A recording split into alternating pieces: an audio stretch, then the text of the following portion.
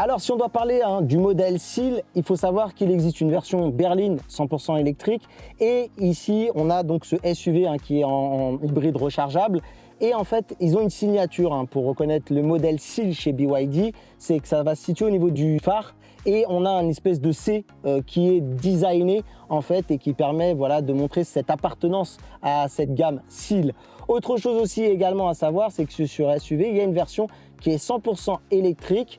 Je ne sais pas si elle va être lancée en Europe, je sais qu'elle est en tout cas disponible déjà en Chine. Et la différence entre les deux modèles, elle va se faire au niveau du pare-choc. Le pare-choc de la Seal U-Demi, donc qui est en hybride rechargeable, va avoir ses petites rainures à l'avant. Et la version 100% électrique, elle va avoir un pare-choc complètement dépouillé. Je vous mettrai des images pour que vous arriviez à visualiser un petit peu ces différences. Alors après, vous avez donné des éléments de design, notamment sur le pare-choc à l'avant. Je vais vous en donner aussi sur le global de la voiture. On va retrouver une fameuse rainure ici au milieu du véhicule qui va permettre de donner un peu de caractère, qui va casser un côté un petit peu, on va dire, monotone qu'on peut retrouver sur des véhicules plus traditionnels. On va aussi avoir des éléments, en plus avec ce magnifique bleu ciel que j'aime beaucoup aussi, des éléments de distinction.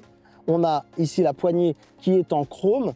On va retrouver aussi également une partie chromée tout autour de la partie des fenêtres et également une finition en aluminium sur la partie rail. L'arrière n'est pas en reste aussi également. On voit qu'il y a une belle forme globale avec ce petit alambiqué, j'ai envie de dire, au niveau du coffre. On va retrouver quand même aussi également un aileron sympathique avec une petite bande lumineuse. Là aussi, la marque a tenu à mettre en avant lors de sa présentation ce fameux gros bandeau lumineux à l'arrière. On n'est pas simplement sur deux feux de stop traditionnels.